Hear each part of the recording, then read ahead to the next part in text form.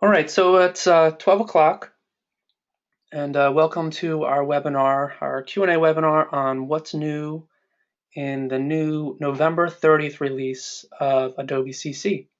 And we'll be covering mostly Illustrator stuff, which is up to version CC, it's 2015.2. And we're also going to touch on one feature that I think is useful for surface pattern designers, textile designers, in Photoshop called Artboards. So there's Artboards in Illustrator. They work a lot differently in Photoshop, but they seem really useful. Okay, so the first thing that we're going to cover is the new CC library capabilities. And they've added a couple tweaks. If you've had CC before and you've been playing with the libraries, I think they're a really great addition. And they've just come up with a couple more tweaks. So in the past, let me break out my CC Libraries panel, and I've created a set here. I just created a new library for this webinar, and you know what, maybe I'll tear it off so we can see it. Okay, so I've selected that new library that I made, and what we can do now is we can actually add color groups from your swatches right into your libraries. And before you had to add colors one by one. It was kind of a pain, but now you can add colors and you just drag it in. Whoops. Now you know what? You don't drag it in, but they should allow you to do that. You actually click on this little cloud here, add selected swatches and color groups to my current library. Okay, so click on that, and there we go. And now that library, that set of color swatches, is now a theme that I can use across Photoshop, InDesign, Illustrator on another computer, and so on. So it's really, really simple. Now, one thing that I found a problem with this is you can only have 5 colors in a color group, and I don't know how useful that's going to be, because when you get artwork that has more color, let's say this one right here, I'm going to create a group with all the colors that are inside of that, and I'll call it Full Safari Palette. I'll hit OK. So there's a bunch of colors in there. And now when I select that and try to put them into my CC libraries, it won't work. And I think that the warning message is hidden from me, but you can have only 1 through 5 colors in a color group in order to sync it. It won't allow you to put large color groups in. All right, so that's kind of a bummer. Let me just delete that group. Okay. The next thing is, if you have a single swatch, let's say this gray that I have here, oops, say this gray, I can go ahead and add that also. I'll just click on the little cloud, and right away it's in my library and syncing up so all my devices can use it. All right, this is really, really good for creating seasonal palettes that you can share with anybody else collaborating with the work that you do. All right, there's one other thing with the swatches. As you're adding swatches, let's say that I have a new color. Let's get more of a navy color. And we're going to come down here and add a new swatch. Give it a name. I usually choose Process Global Colors. We're going to have a whole webinar. Our next webinar is actually going to be on color. Everything with color, creating swatches, libraries, matching colors. We can go through a color management workflow. We're going to cover this a little bit more in depth too. What's the difference between spot and process, all that fun stuff. But what they've added in this window, in the new swatch window, is you can add to my library. So as you're making your swatches, you can automatically add them not to just your document, but also to your CC library right here. You can choose the one that you want and hit OK. and you'll see that it's added to this current document swatches, and it's added to your library here. All right, super easy. It's a nice little feature addition that they made, and that's going to be great. It's really making it easier for designers to collaborate, and it was really lacking, the whole swatches and color thing before with the libraries. Okay. Now there's another thing with the libraries that I want to cover, and let me just move this over. Oh, let's not. I'll leave them squished. And that is, you can also add paragraph styles right from the paragraph styles window. So let me show you what I mean. So we'll get some type.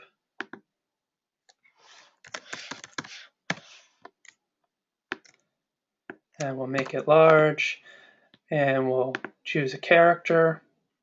Let's see here. What are we going to choose? My go-to font, Lobster. And we have that. We can give it a color.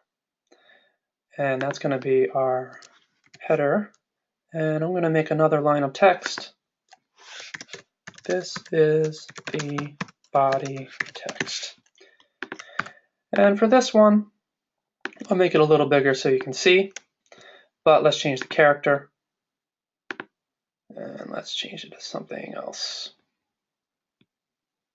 Let's do interstate. And regular.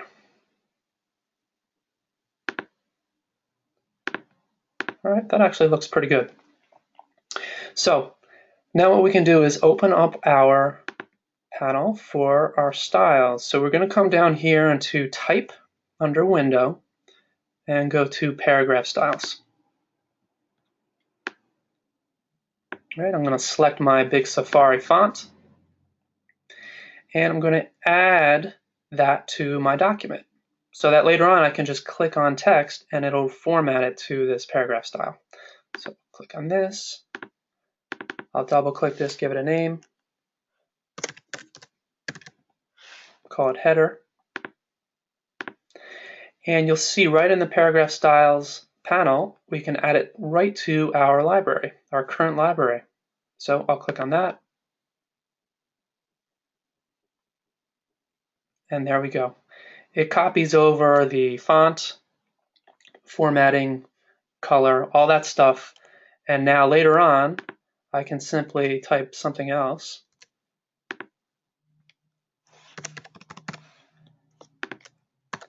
Select it, and then click on my paragraph style. And there we go. Right, people don't tend to not use too many paragraph styles in fashion, but they can save you a lot of time. So I'm going to do the same thing with this body text. I'll create another paragraph style. Call it body text.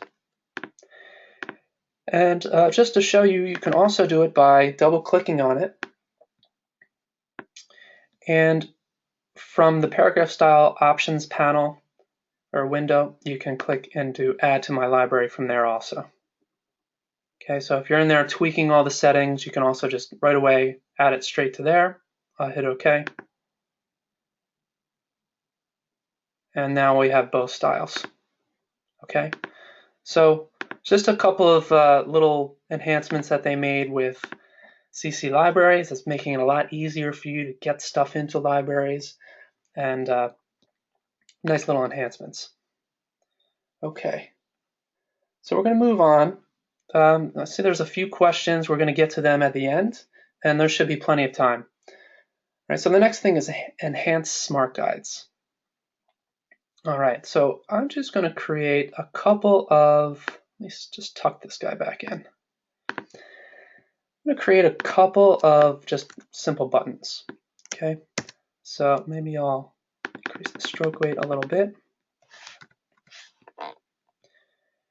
And copy, paste in front, and I'll just a little bit smaller. And I'll make another hole on the other side by taking the rotate tool, and I'll click right on the center of the big button. And as I drag it around, I'm holding the Option key. Okay, and you can hold Shift 2 to make sure that it goes in 45-degree angles. All right, and you know what? While I'm at it, I might as well take the Shape Builder tool and just subtract out these holes to make it see-through. All right, let's give it a color. Okay, so we have one button, and I'm going to make a few more. All right, now to use Smart Guides, you need to go to View and Smart Guides, and I know a lot of people have sworn off Smart Guides. They get in the way sometimes. You can actually tweak what is shown, and I'll show you that in a minute. But Smart Guides, I think, have really improved. So we have Smart Guides, and if you have that on, you're going to see a lot of little red lines going around, and it helps you line centers, but it is also going to allow you to see that right there. It's allowing you to space these evenly right on the page. So these are now equally spaced. Now, I might be off a little bit. There we go. Right? And it tells me how big the space is. So it's 0.875 inches between them. If I went a little bit further with this one, and I brought this one out, there we go. It helps me snap these objects into equal spacing. Really nice little tweak to the Smart Guides. Okay, so that's under View, Smart Guides, and you can also go up to Illustrator Preferences. And what do we have in here? We have Smart Guides. And here is where you can change all of the options. So you can choose to show the spacing guides. I think they're great. If you don't need measurement labels, you can turn that off. You know, if you don't want it to highlight the object itself, you can turn that off. Definitely a lot more options now with the Smart Guides. Okay. Live shapes. This is a little tweak that they did to the shapes. So, and we're also going to see something happen with the Smart Guides on. So we have our ellipse tool, and as we drag it out, you don't have to hold the Shift key to make it a perfect circle. It's giving you these smart circle lines here. So I'm not holding any key, and it's helping me snap it to get a perfect circle. All right, and there's going to be a polygon, so I'll get that out as well. Put it down a little bit. As you're dragging these things out, or it's helpful when you're sketching and you're laying points down, you can hold the space bar and actually move these where you want, and then let go of the space bar. All right, so I have two shapes that are now live shapes. And what I mean is, when we click on this, there's a little, kind of like an anchor point highlight here. It's like a little eyeball thing. When you click on that, you can easily scale from the center. All right, so I'm just clicking on that and dragging to the right, and I'm making it bigger, or to the left, and it's making it smaller. All right, so I like it a lot. You know, I think that they need to start putting that on all the other objects because especially when people are beginners, there's too many keys to press, and people get really tripped up about the Shift key and the Option key or the Alt key and when to press them. And if you just have simple buttons like this, where it'll do basically the Shift and Option for me, then I think it's great. Okay, so that's that. Now the other thing for a circle is that if you hover over this point, you get a little pie chart or Pac-Man. I'm not so sure how useful that will be unless you do a lot of maybe geometric prints, pie charts, Pac-Man stuff. But it's a good little option to have. And if you go to the transform panel, let's see, is it transform?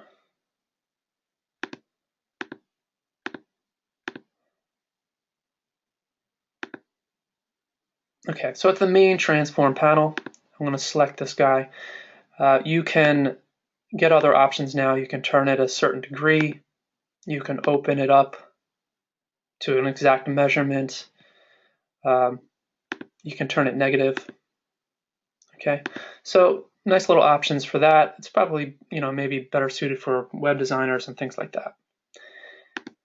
Then we have our polygon, and it makes it really easy to do a few things. We have this little corner widget, and you'll click and drag that to make it rounded. And also, you have this little guy over here, and I think I have to rotate it for you to see it better. As you hover over this point, you get a little arrow with a plus and minus. And if you click and go right, actually it's up, you're adding sides. And if you click and go down, go all the way down to a triangle. All right, so it's really simple. You just click and go up to add sides, or you click and go down to remove sides. And again, in the transform panel, you have other options for this. You can add sides here, you can rotate, all that kind of stuff.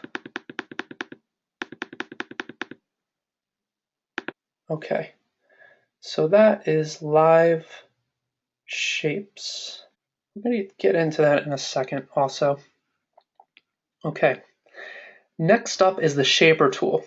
And the shaper tool it's like a free form drawing tool, and it's kind of like a mix between the shape builder and Pathfinder. It kind of works the way the old Pathfinder used to work. So shape builder, they should have really just made one tool. The shaper tool lets you draw gestures, and it will make perfect circles. I'm doing this on a trackpad. That was a rectangle. That was supposed to be an ellipse, but let's see if I can make an ellipse. You can make ellipses on angles. You can make squares. And it's just picking up what my gesture is. And I'm surprised it didn't find that guy. There we go. You have to, I think, get really close or cross over where you came from. Well, it only wants to go down, so that's all I'm doing for now. So they're really trying to incorporate a touch interface. So for those who are drawing on tablets and things like that, this can be pretty handy if you need exact shapes, but you want to quickly do it by drawing with a stylus or something, then it works pretty well. Okay, now another way that it works, let's just get a big circle. See, that was pretty awful, that circle that I made. All right, now we can do stuff like this. I'm going to go up and around like this. And I think what I'm going to do is actually, you don't even need to use this shaper tool to do all the shapes. I'm going to do a pencil tool. I'm going to make kind of like a little kitty cat. So I'm just going to overlap shapes here.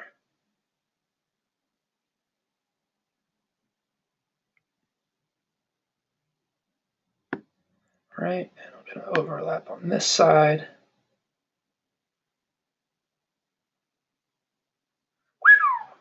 It's tough drawing on a trackpad. All right, and I think that's going to be okay for now. And we're going to select these guys and go to our shaper tool. The new shortcut is Shift+N. And it's going to work kind of like the shape builder tool, but it's going to keep the objects live. So what I mean by that is I'm going to go ahead and do like a scribble motion. And it looks like it erased it, but that's actually still back there. And you'll see later I can actually move the shape around. And I'll do it for these. Okay, and you'll see as I hover over them, it shows you with these dotted lines where the other shapes are. It's kind of like a mask. And I can click on that part, and I can do a lot of things. I can round this. I can move it up. I can change the color. And it's all still live. I can go back there and change that shape later on. So if I did this with Pathfinder or the Shape Builder tool, I'd have to probably start over because I've already cut off my shape. So just to show you what Shape Builder would do that, and I'll just do a shape like this. And I think Shape Builder is awesome. I'm sure you've heard me rave about it before. But Shape Builder will let you hold the Option key and delete, which is great, but that piece is not there anymore, so I can't easily move this piece around and have it fit where I want and overlap. Okay, so I can come back in here and I can change this shape. I can come in here and adjust these. Now doesn't seem like it's very easy to do it. It's not showing me my points, my curve handles, so it's a little bit more challenging. But to have that there where I can go back and adjust it later, I think it's really good. And so I'm just going to go back to the tool. And when you click on your object and then your shaper tool, with your shaper tool, you get this little highlight around the outside with an arrow. If you click on that, that allows you to go inside and start easily selecting your objects and manipulating them. You can move them in and out. You know, maybe I don't want as many of those over there. I'll click on that guy, move that over. And you know what? Let's draw some eyes on this guy. Come on, I want an ellipse.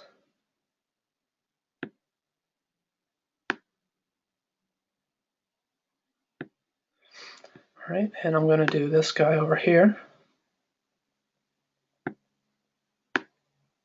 I could just copy this over, but see.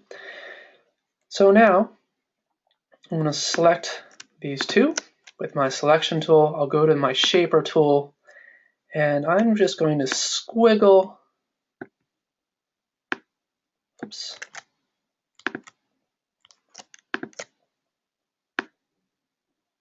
Squiggle that. Oops, sorry. Squiggle that guy.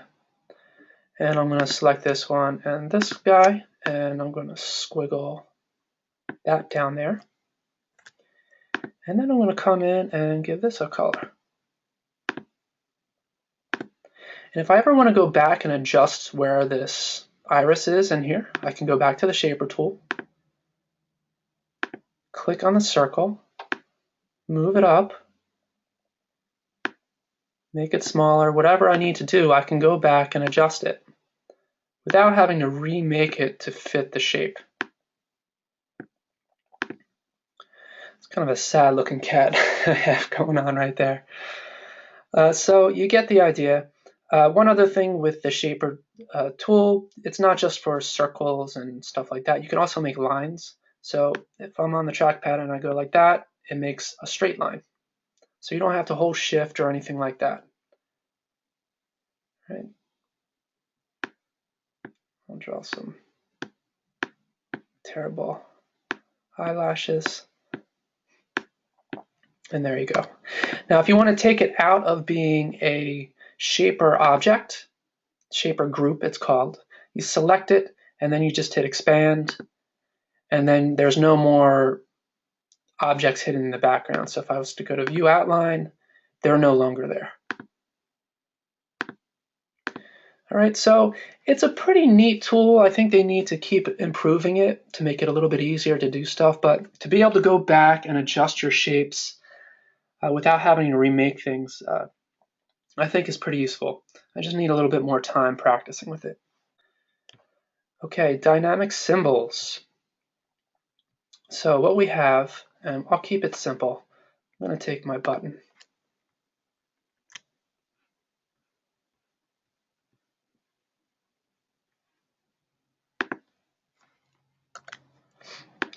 And I'm going to go to my symbols and drag it in.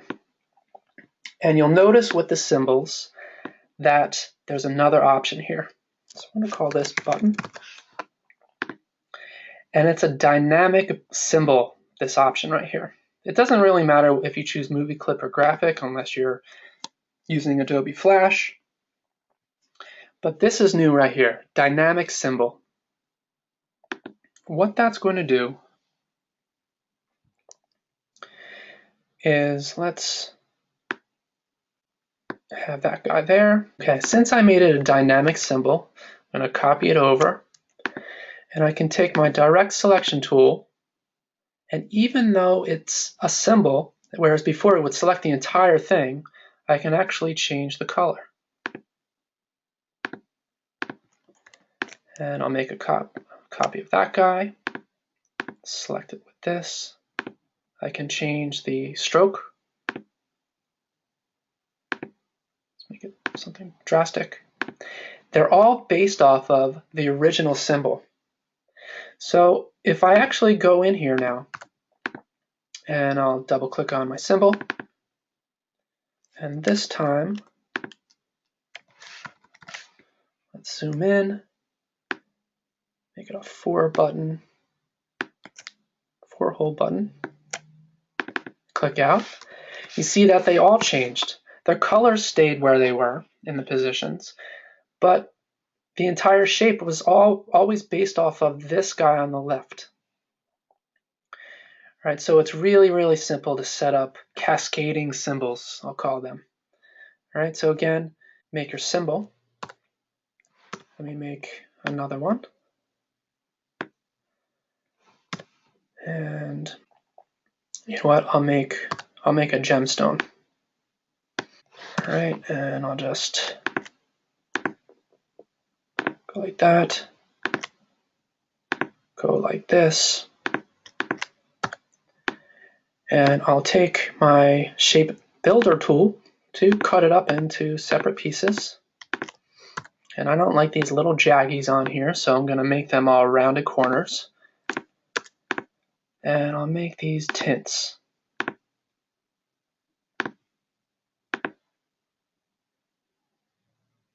It's a pretty light color. And then I'm going to go ahead and drag this into my symbols, and we'll call it gem. And we'll make sure it's dynamic symbol. I'll hit OK. Now I'm going to copy this one over, and I'm going to select the colors with my direct selection tool. I'll go to my swatches, and let's add a blue. All right, I'll take this one, and I'll copy it over, and I'll go to my direct selection tool again, and I'll select all these guys, and maybe we'll make it a navy. Now they're all based off of this guy on the left, this gem on the left. So all I have to do if I want to change it is double click it. Maybe I'll put a little indentation on the top here. By the way, you see my smart guides working for squares also. I don't have to hold shift or anything. All right, and I'll add that. And then I'll hit escape to get out of symbol isolation mode. And now they all have the updated shape. All right, so dynamic symbols can be really great for trim elements, stuff like that maybe you'll want to change later. I've seen examples where people try to use it for actual articles of clothing and stuff like that, but it doesn't easily allow you to go in there and change, patterns and stuff. it's kind of a pain to do it like that. I think just the old school method of copying your flats, don't make them symbols, and you can edit them more freely. Okay, so that's dynamic symbols. A couple really quick odds and ends here. I'm going to save this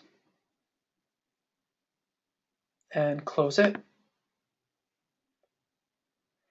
And you'll notice that there's this new open window, welcome window workspace. And I actually kind of like it now. In the beginning, I didn't like it so much, but you have your recent items here with all of your recent items that you can click on really quickly. You can actually go to libraries and pick your libraries if you want to just work on library stuff. Or you can pick presets. If you have certain sizes that you always use, you can have that come up first. Okay, so those are the options. You can also search Adobe stock and stuff like that. If you hate this, okay, you can go to Illustrator CC preferences, or under Windows is Edit Preferences. Go to General, and you can uncheck Show Start Workspace and hit OK. All right, then you won't see that. You'll just see the blank, what is this called? Application frame. Okay, I'm going to get into Photoshop really quickly, and then any other questions that people have. People send me a few questions ahead of time, so we'll get into those as well. Okay, so let's pop over to Photoshop. And you are not stuck with just one canvas in Photoshop anymore. And it's a feature really that's super useful for web designers, but it's also, I think, going to be very helpful for surface pattern designers, textile designers. And we can add colorways or different versions of patterns in one file. I have this index file open. And if you go to the layers panel, what we have to do is we have to convert this document to be artboards. Okay, so if it's an existing document, you have to make it an artboard document. You go to the right-hand side of layers, and you create artboard from layers. Now, I did this on purpose, if you can believe it. It could not complete the artboard from layers command because it does not work with index color images. Okay, so in order to use this, you have to be in the RGB color mode. Once you're in RGB, you can go to the right-hand side of layers and do artboard from layers. That's what I would use. And you'll get a little window that looks like this. And I'll call this tropical black white. This gives you the size, and it'll take the size of whatever layers you had selected. I'll hit OK. It will jump right to the new artboard tool, which is within your Move tool group here. Right, so there's an artboard tool. You can make other artboards really easily when you're on that tool. When you're not on that tool, you won't see it. But when you're on that tool, you'll see these pluses. Now you won't see these circles with pluses if you're not on the actual artboard. The artboard is going to show up kind of like a group in your layers panel. And if you're not on that, that could be why you're not seeing the new artboard buttons here. Okay, so you can easily just click and it will add a new artboard for you. Now, a really good trick with that is a lot of times if you're doing colorways, you'll probably want to add whatever's selected on that artboard and copy it to the other artboard. If you hold the Option key and click, it copies all of the layers that were on the one artboard and makes a duplicate artboard. Okay, really, really simple. So I can take this now and come over to my layers panel. I'm going to double click on the name. I'm going to call it, let's make it navy. Okay, and then I'm going to go ahead and click on my layer. And let's change the color. So I'll go to the paint bucket and I'll pick blue. And I'll make sure my settings are all right for textile design. This is color reduced, so it's only 2 colors. And I'll make sure anti-alias is off and contiguous is unchecked. And tolerance is 0. And I'll click in here. And there we go. I've just made a colorway. If I want to go back and make an additional colorway, it's really easy. You know what? Let's see if I can drag this down here. Probably not going to work. It actually did work. Okay. Well, that's pretty intuitive. You can drag the artboard layer on top of the new layer icon in your layers panel, and it will duplicate everything for you as well. So I'll call this one tropical green. I'll click on the layer. I'll go to my paint bucket, pick up a green. All right, and you get the idea. All right, now if you end up having too many artboards and you want to get rid of one, it's really easy. You just select the artboard and drag it to the trash. If you're on the artboard and you hit the trash can, it's going to give you a pop-up window and it asks you to just delete the artboard or delete the artboard and the contents. I'll delete the artboard and the contents. All right, a couple more really minor things with it. You could make your own sized artboards. You go to the artboard tool and just click and drag. All right, and I'll make a new layer for that. I just hit Command Option Shift N, and that made a brand new layer for my artboard there. And you know, you can do stuff like, I'm going to go on to this one and make sure that I'm on that layer. I'm going to do copy, and then I'll bring it back onto my smaller artboard that I just made, and I'll paste it there. So that's just to show you that you can bring motifs from other artboards into the artboard that you're working on. And the artboards work, you know, they clip all of your art to the artboard. If I go too far, you see that it jumps up here. It's in Never Never Land, right? So if we want to export these or print them, they have to be on artboards now. Okay. All right, so really super useful. I'll go over just a couple more things with it, but I think you get the idea. It's really powerful, this new feature, and I think you're going to like it a lot. Now let's say we have all these artboards, but we want to export them as JPEGs.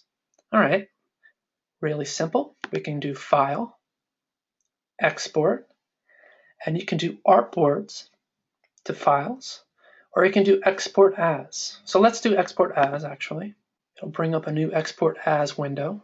You can choose what format you want it in. All right, I'm going to just export as PNG because it's flattened art. And it will export each of your artboards. I'll just go ahead and do it. You can pick all these other options. You can choose a size. You can double the size, which is really great. Instead of having to create separate files of different sizes or separate patterns, you can just export different versions and see which ones you want.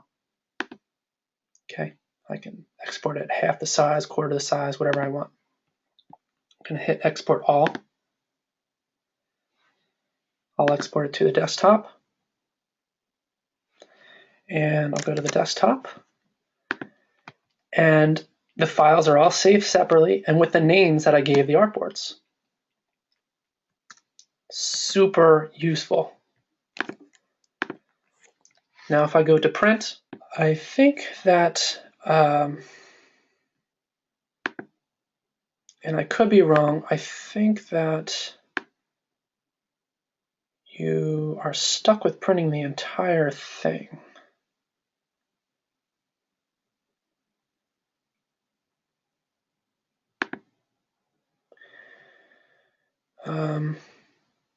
Let me see.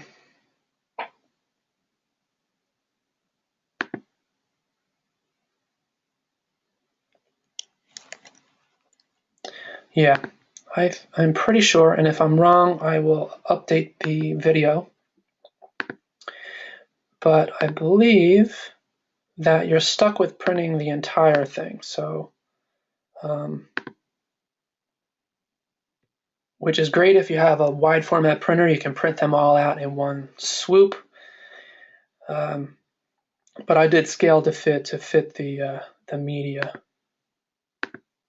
Yeah, I'll check on that to see if there's a print to print artboards, but I don't think so. Okay, so there you have it, Photoshop Artboards. It came out in the last release, but I think they updated a few things with it, and check it out. All right, everybody, so that wraps up the content that I had. Let me sift through. There's a lot of questions that we have here. All right, someone had a question about the welcome screen preference, and we're getting rid of that welcome screen in Illustrator, which we did. And let me just open up my recent file. Someone had a question about the curvature tool. Okay, so let's just do that really quickly. I'll go to the artboard tool and Illustrator. I'll make a new artboard. The curvature tool helps with tracing, and it's kind of like the opposite of the pen tool. The pen tool, if you're clicking, you're putting down straight lines, okay? And if you want curves, then you have to click and drag to get your curves out.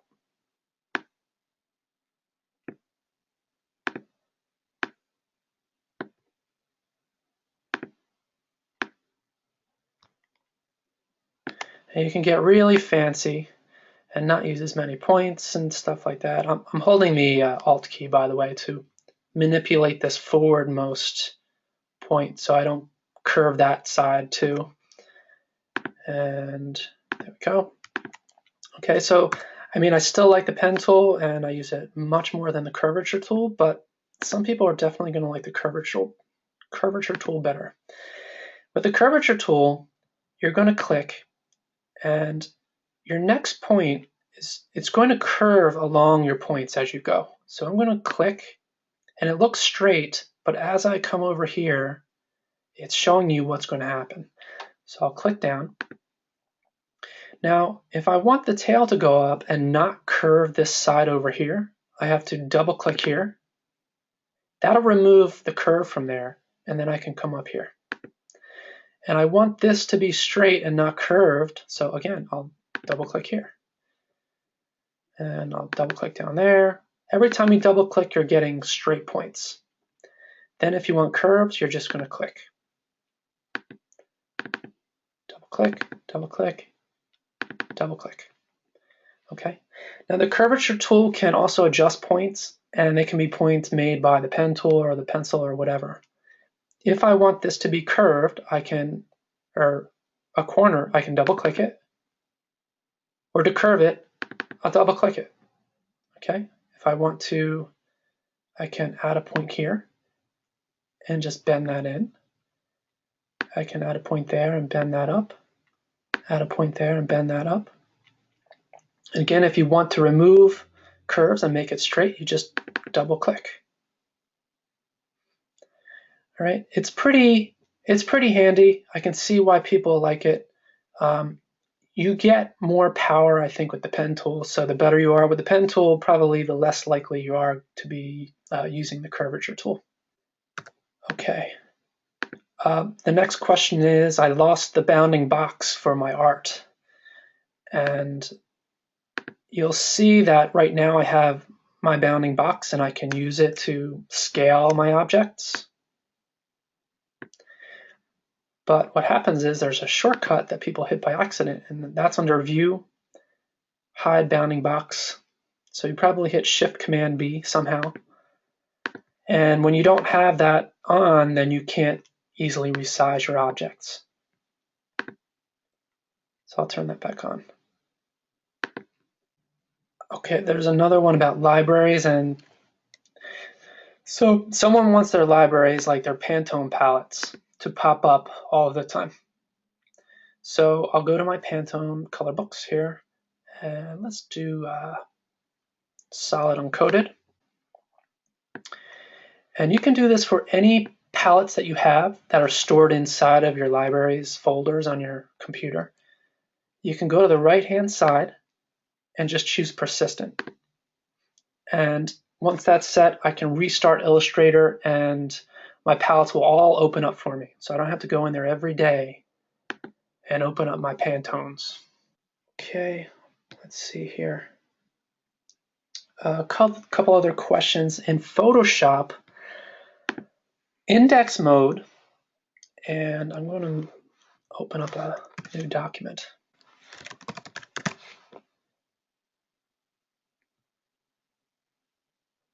I'll open up this guy.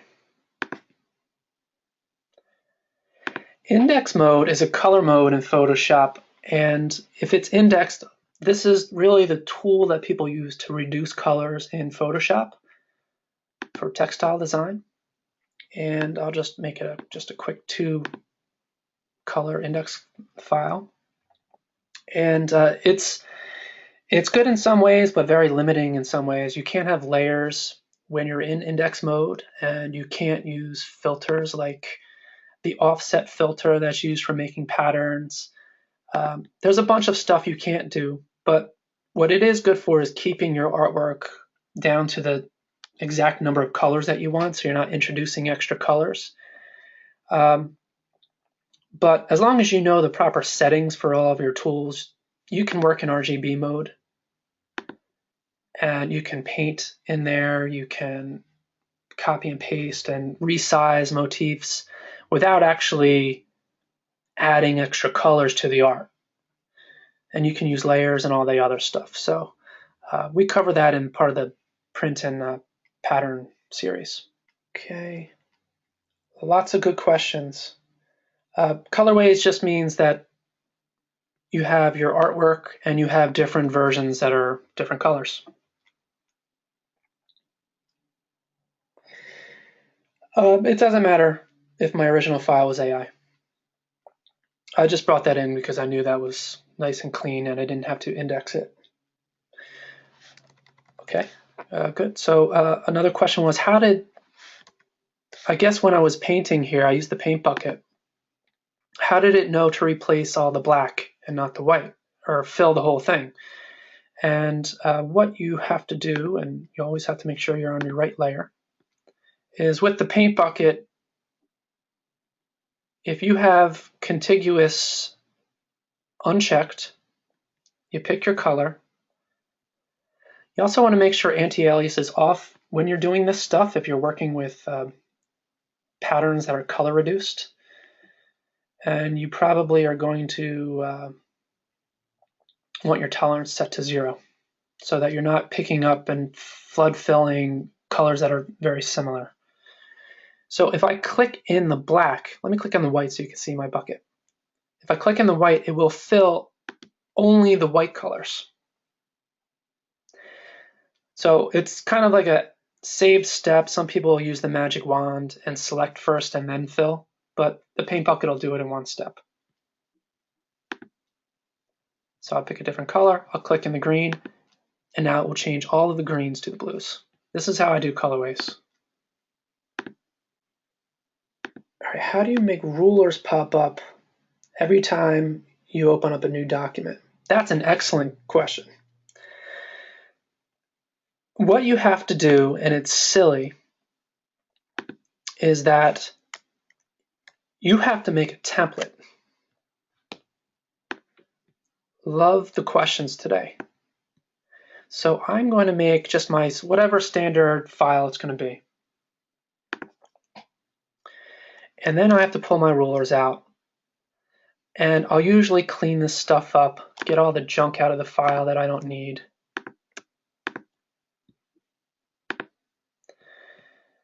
You know, go to symbols and get rid of those. You can run an action to do it. Just quickly getting through it. Select all unused, trash can. You can put guides down. You can add stuff to it that you're going to need.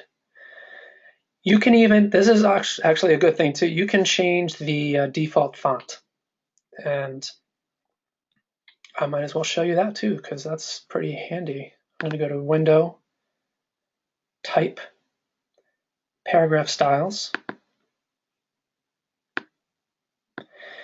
And this is the normal paragraph style. I'm going to double click on that. General, basic character. Let's change that.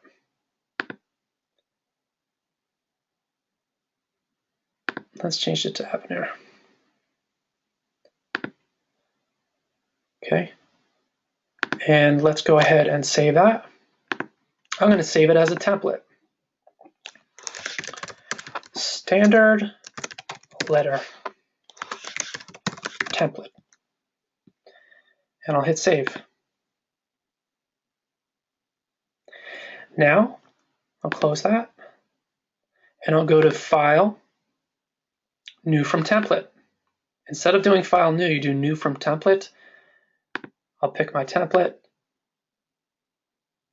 And then now I have my rulers out. And when I type, I don't have that myriad.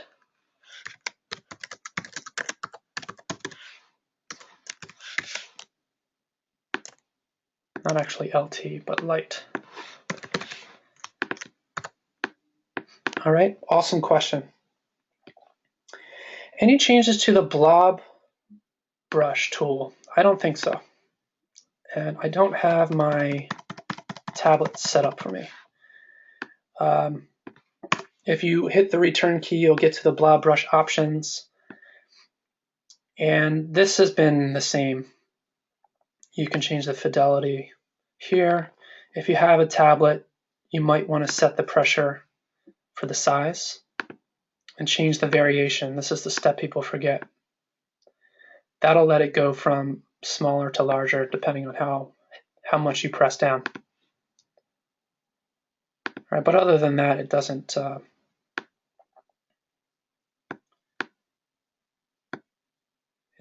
have any other options to it. At least I don't think so. I'm holding the Option key here, and it's doing something, but I don't know what it's doing. Okay. Wow. Really, really awesome questions, guys.